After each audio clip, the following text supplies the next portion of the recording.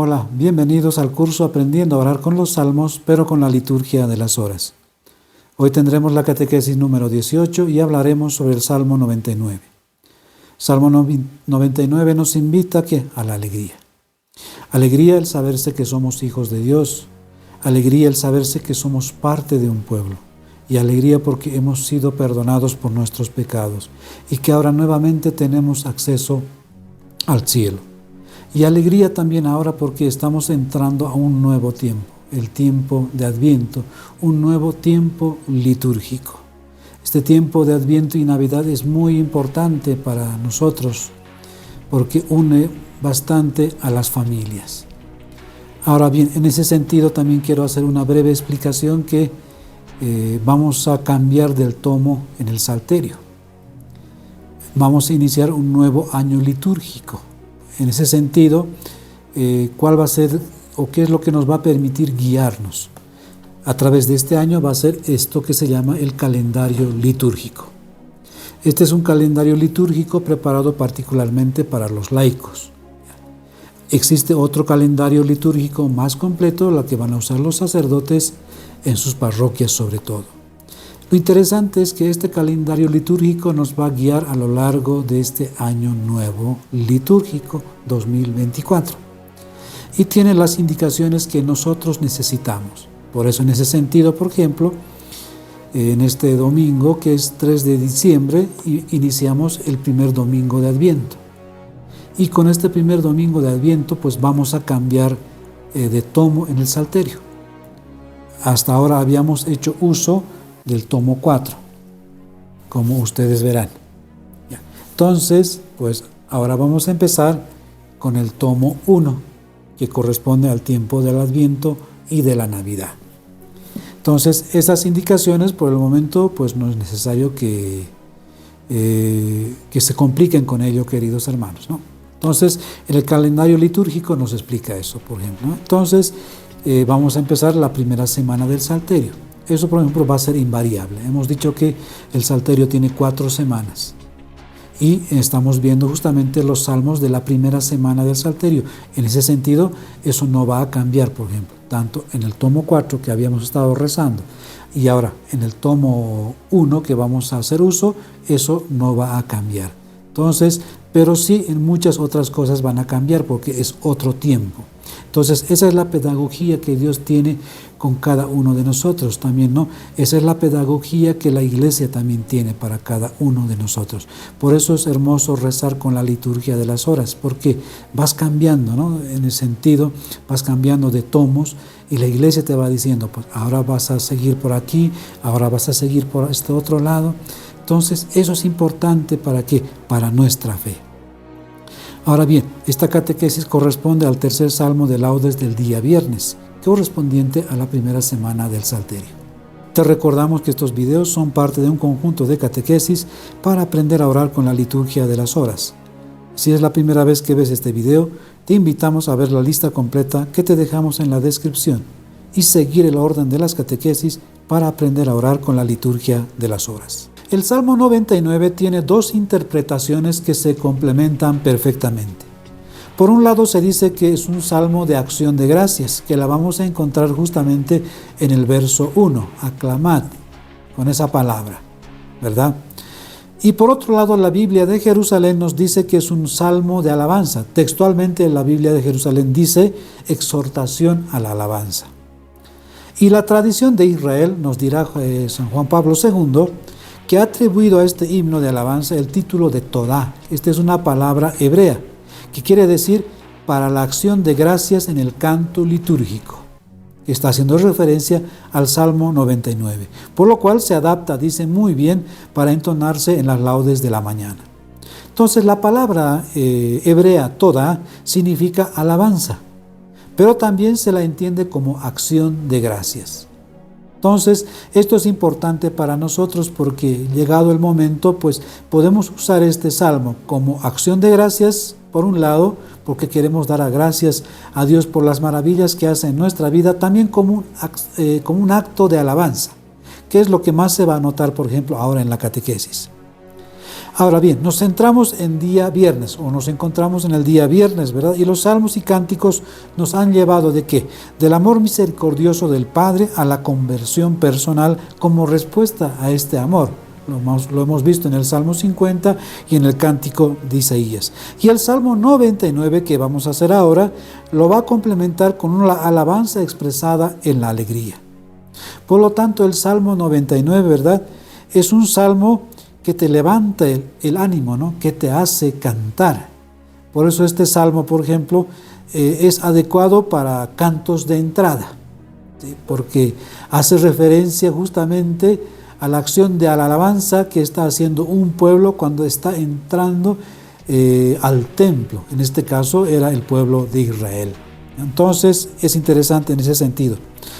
Ahora bien, a través de estos hermosos salmos penitenciales, como hemos visto que corresponden a este viernes, el Salmo 50 que hemos hablado, el Cántico de Isaías y ahora el Salmo 99, hemos pasado de la muerte a la vida, por un lado, pero también de la tristeza a la alegría, como veremos ahora con este salmo.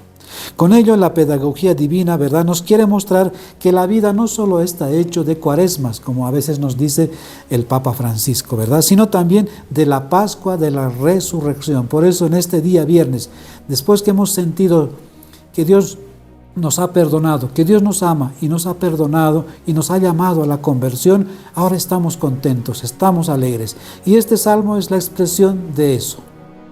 Por eso también, ¿verdad?, no olvidemos que estos salmos de viernes nos preparan para el gran día. ¿Cuál es? El domingo. En este caso, este salmo también nos prepara para este nuevo tiempo, ¿verdad?, que es el tiempo de Adviento. Hecha esta introducción, vamos a iniciar la catequesis de hoy. Dios mío, ven en mi auxilio. Señor, date prisa en socorrerme. Gloria al Padre, al Hijo y al Espíritu Santo, como era en un principio, ahora y siempre, por los siglos de los siglos. Amén. Antífona. Entrad en la presencia del Señor con aclamaciones. Salmo 99. Aclama al Señor tierra entera, servid al Señor con alegría, entrad en su presencia con aclamaciones. Sabed que el Señor es Dios, que Él nos hizo y somos suyos, su pueblo y ovejas de su rebaño. Entrad por sus puertas con acción de gracias, por sus atrios con himnos, dándole gracias y bendiciendo su nombre. El Señor es bueno, su misericordia es eterna, su fidelidad por todas las edades. Gloria al Padre, al Hijo y al Espíritu Santo, como era en un principio, ahora y siempre, por los siglos de los siglos. Amén. Antífona. Entrad en la presencia del Señor con aclamaciones.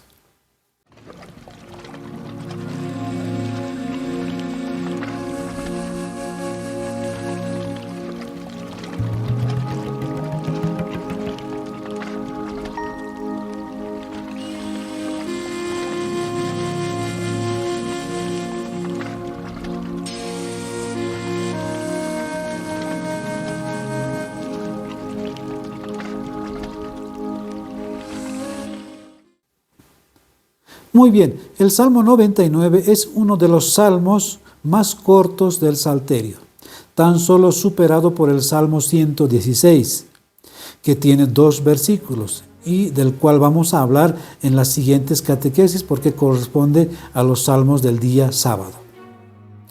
Ahora bien, asimismo entender el Salmo 99 no es nada complicado, como ustedes habrán escuchado.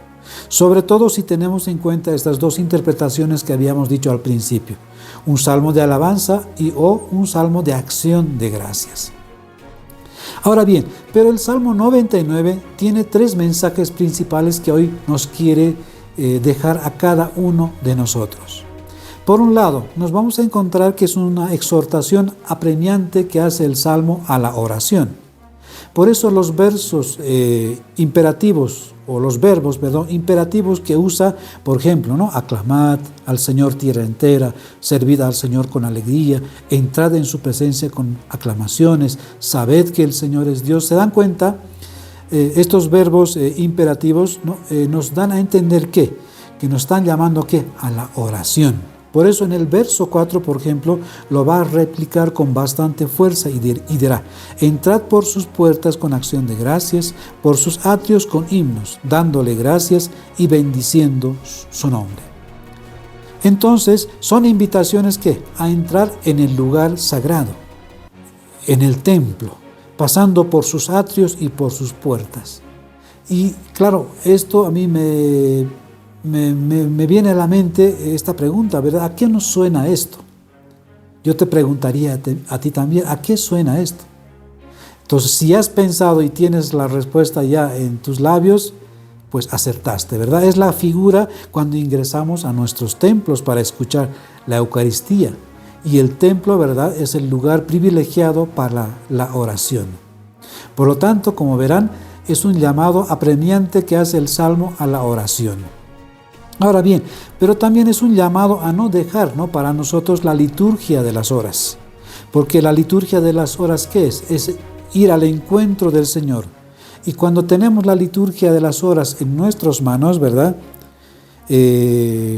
podemos con ella exclamar, ¿no? Podemos servir al Señor y entrar en el aposento sagrado donde mora Dios. ¿Quién es o cuál es ese lugar, ese aposento? Pues es nuestro corazón. Por eso vamos a leer ahora un evangelio de Mateo en el capítulo 5, lo que nos dice a propósito de este aposento, de este corazón. Y cuando oréis, no seáis como los hipócritas que gustan de orar en las sinagogas y en las esquinas de las plazas, bien plantados para ser vistos de los hombres. En verdad os digo que ya reciben su paga. Tú, en cambio, cuando vayas a orar, entra en tu aposento, y después de cerrar la puerta, ora a tu Padre que está allí, en lo secreto. Y tu Padre que ve en lo secreto te recompensará. De verdad es hermosa esta lectura y hace justamente referencia. Cuando entres en tu casa, cierra la puerta. ¿Cuál es la puerta? Pues nuestros labios, ¿no? Que haya silencio. Por eso en la oración es importante ese momento, ¿no?, de quietud, ese momento de encuentro entre el Señor y nosotros, ¿no?, apartados del ruido del mundo, apartados también de nuestras preocupaciones. Es verdad que están ahí, pero ese momento quiero tener el encuentro, dice, porque en ese momento, dice, ¿verdad?, el Señor que ve en lo secreto, allí en lo secreto, y tu Padre que ve en lo secreto te recompensará. Entonces, esta expresión es muy linda. Por eso el Salmo 99, ¿verdad?, nos está llamando ¿qué? A la oración. ¿Por qué? Porque esto es importante siempre. Y el Salterio, como ustedes han visto en las demás catequesis, siempre nos hace referencia a eso. ¿Por qué? Porque es necesario que tengamos este encuentro en la intimidad con el Señor. El segundo mensaje la vamos a encontrar propiamente en el verso 1. Dice, aclamad al Señor tierra entera.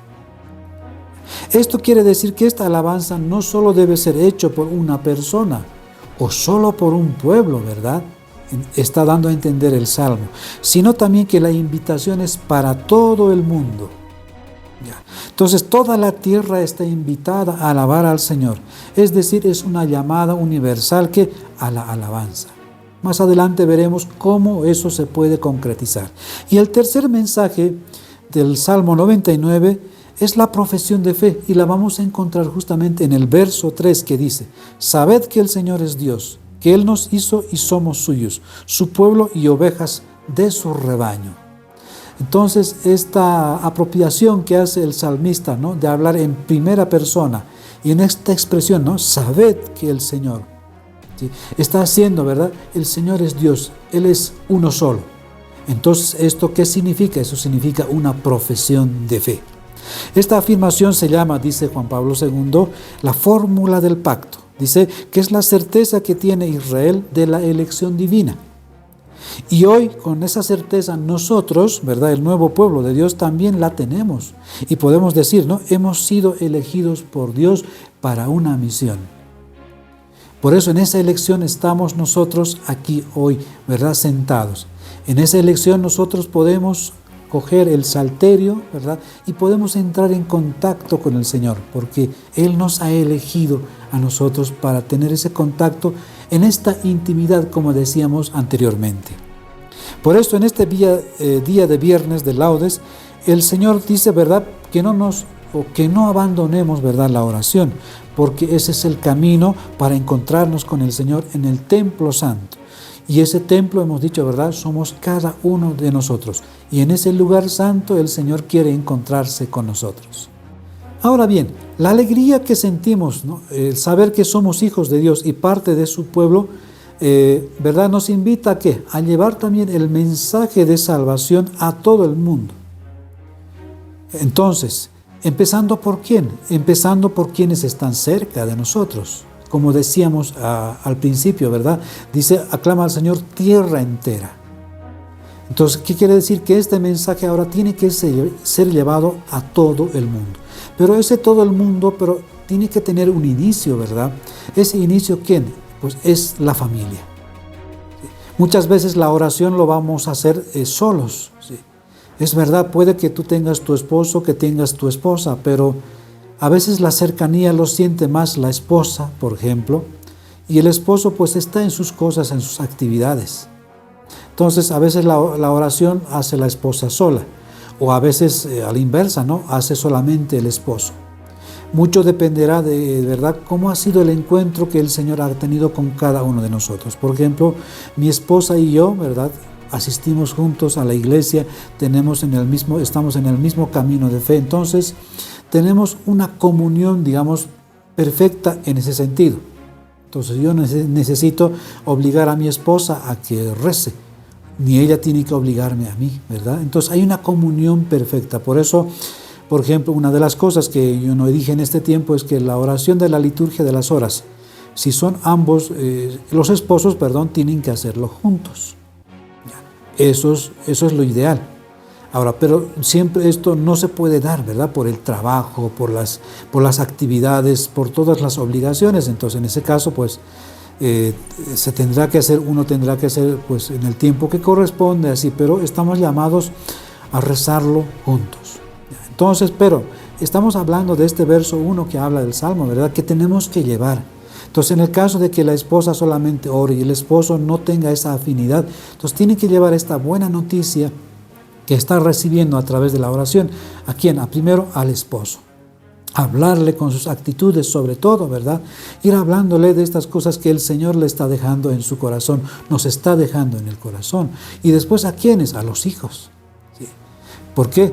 Porque es necesario que llevemos este anuncio de la buena noticia que está en la liturgia de las horas también, ¿verdad? ¿A quién? A los hijos que necesitan, a los amigos, a los parientes, a los compañeros de trabajo.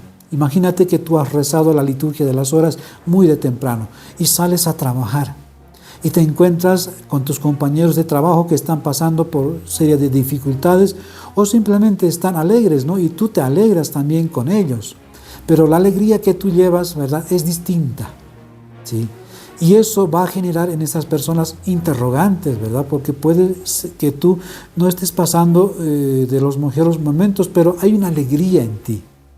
Entonces, ese también es llevar la buena noticia, ¿verdad? Y claro está, si esa persona está pasando por una situación en particular y se acerca a ti, entonces tú también tienes que llevarlo, ¿verdad? Y por supuesto, si tenemos la capacidad para hacer misión los fines de semana, visitar puerta por puerta, qué excelente, ¿verdad? Porque a eso es lo que nos está llamando, porque después de la reconciliación hemos sido amados por Dios, hemos sido perdonados y nosotros hemos dado una respuesta a través de la conversión. ¿Qué viene ahora? La alegría del Evangelio, como dice el Papa Francisco. Nadie puede querer agarrar para sí mismo esto que ha recibido. Por eso la oración, queridos hermanos, no nos puede dejar aislados, sino comunicados. Porque esto que hemos recibido, sería demasiado egoísta tenerlo solamente para nosotros. Es verdad que tenemos este tesoro en vasos de barro, como decía San Pablo. ¿Qué es ese vasos de barro, hermano? Nuestra fragilidad. Es verdad que estas cosas no podemos hacer. Que llevar el Evangelio, llevar el querigma a tu esposo, a tu esposa, a los hijos, a la familia, es verdad que a veces es imposible, ¿no? Sobre todo a los que están cercanos a veces se nos hace imposible, ¿no? Porque a veces ya tienen sus creencias, están alejados de la iglesia y tal vez se han enojado con el Señor, con la iglesia, imagínate. Entonces, esa es la fragilidad en la que nos encontramos, en la que se encontraba Pablo. Pero le dice una cosa a Pablo, Dios, ¿no? Te basta mi gracia.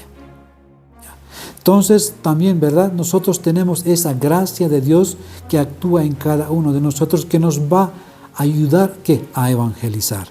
Por eso dice, ¿verdad? Este salmo en el fondo nos invita a evangelizar, a llevar la buena noticia a quienes aún no lo tienen. Finalmente, ¿verdad? Nos invita a que todos los días también sea una profesión de fe. Habíamos hablado de la profesión de fe, la tercera parte. Ahora, ¿quién profesa la fe, queridos hermanos? Aquel que es adulto en la fe. Por eso decíamos, ¿no? ¿Verdad? Que nadie puede, o cualquiera, no cualquiera puede orar, por ejemplo, con la liturgia de las horas. Sí. Por eso también no cualquiera puede hacer una profesión de fe, sino es aquel que tiene un camino de fe, aquel que ha seguido un camino de fe, o aquel que se encuentra en ese proceso de fe. Por eso estamos haciendo estas catequesis, se dan cuenta, queridos hermanos, no estamos rezando directamente con la liturgia de las horas porque necesitamos hacer un camino de fe. A través de cada catequesis lo que estamos haciendo es que el Señor se enamore de ti y tú te vayas enamorando del Señor a través de la liturgia de las horas. Y verás que ya estamos en la catequesis 18 y tú ya tienes una respuesta, ¿no? Sabes en tu corazón si esto es para ti o no es para ti. Entonces, si es para ti, ¿verdad? Vas a decir, entonces yo quiero, en mi corazón quiero yo rezar con la liturgia de las horas. Pero para ello has tenido que seguir un camino de fe. Ahora bien, profesar la fe es hacer vida que el credo, hermanos. ¿Por qué creo en Dios? ¿Por qué creo en Jesucristo? ¿Por qué creo en la iglesia? Estas preguntas no se las pueden responder en la teoría, sino con la vida. Y la oración con la liturgia de las horas es una de las vías que nos permiten profesar la fe. Dice el Salmo 41, cuando el pueblo de Israel está en Babilonia, todos los días le acusaban y le decían, ¿dónde está tu Dios? Y claro, todos los días el israelita tenía que, a través de su fe, tenía que responder a esto. ¿Cómo es posible, no? Me digan en este tiempo que estoy viviendo que yo profese mi fe, que crea en Dios? ¿Dónde está tu Dios? Si Dios te dice que te ama, ¿por qué no está ahora contigo en tu sufrimiento? Mira lo que estás pasando, las cosas que te suceden, mira cómo está tu familia, mira cómo están tus hijos, mira cómo estás en el trabajo, mírate a ti mismo, eres una desgracia. ¿Sí?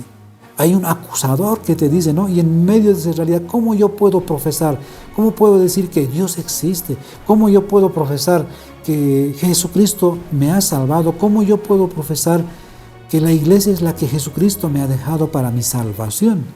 Solamente aquel que es adulto en la fe, aquel que ha seguido un proceso de fe. Por eso nosotros estamos llamados ¿a qué? A profesar nuestra fe. Por eso la liturgia de las horas, la oración no nos aísla, hermanos, no nos puede aislar, sino que nos pone en comunión, nos pone en una comunidad. Finalmente, el Salmo 99 nos presenta las tres virtudes de la alianza de Dios con su pueblo, que son la bondad, el amor y la fidelidad. Lo hemos escuchado, el Señor es bueno, dice, su misericordia es eterna, misericordia, y su fidelidad por todas las edades. O sea, bondad, misericordia y la fidelidad. ¿Qué son? Esas son las virtudes divinas, ¿verdad? Que el Señor, que Dios tiene. Es verdad que estas cualidades divinas las vamos a encontrar en todo el Salterio, pero expresan una cosa, una realidad con el Salmo 99, que el vínculo que Dios tiene con nosotros jamás se va a romper. En este camino que hemos iniciado, hermanos, con estas catequesis, ¿verdad? Poco a poco nos hemos ido dando cuenta de cuánto nos ama el Señor. Nos hemos ido dando cuenta de las cosas que hacemos nosotros, porque hemos ido entrando en nuestras vidas, en nuestras debilidades, de lo que somos capaces de hacer, el ver nuestros pecados, ¿verdad? Ver nuestras fragilidades, y en medio de esa realidad hemos visto que es la bondad divina, que Dios nos ama, ¿verdad? Su misericordia, que es el amor que estamos hablando con Él, hemos hablado en el Salmo 50, y su fidelidad, que Él no nos va a abandonar. Por eso, ¿verdad? Cuando nosotros nos fiamos del Señor a través de la liturgia de las horas, sabemos que el Señor camina con nosotros. Y esa es la certeza que tenía el pueblo de Israel, ¿no? Que ese vínculo que Dios tiene, que no se va a romper, a pesar de los pecados, ¿eh? Decíamos, a pesar de nuestras infidelidades, lo que expresaba el Salmo 50 o el Cántico de Isaías. Por eso con este salmo cerramos la liturgia de viernes, queridos hermanos. Ver cómo Dios ha tenido una pedagogía con nosotros para llevarnos al encuentro. Cómo la iglesia tiene una pedagogía. Estamos ya empezando el tiempo de Adviento. Después iremos por el tiempo ordinario. Llegaremos al tiempo de la Cuaresma, el tiempo de la Pascua. Después vendrá nuevamente, después de Pentecostés, vendrá nuevamente el tiempo ordinario. Encontrar a Dios en lo ordinario, eso significa para nuevamente, ¿verdad?, encontrarnos con el tiempo de Adviento como ahora. Porque eso Dios tiene una pedagogía. Por eso ese camino nosotros estamos siguiendo y ese camino seguimos con la liturgia de las horas, hermanos. ¿Ya? Entonces Dios nos ha mostrado su amor, nos ha perdonado y ahora estamos alegres, hermanos, porque se acerca el gran día, ¿no? Se acerca el día del Señor, que es el día domingo. Pero también estamos alegres, hermanos, a pesar de estas cosas, ¿verdad? Estamos alegres porque estamos entrando a un nuevo tiempo litúrgico. De esa manera, queridos hermanos, terminamos la catequesis de hoy. Buenos días.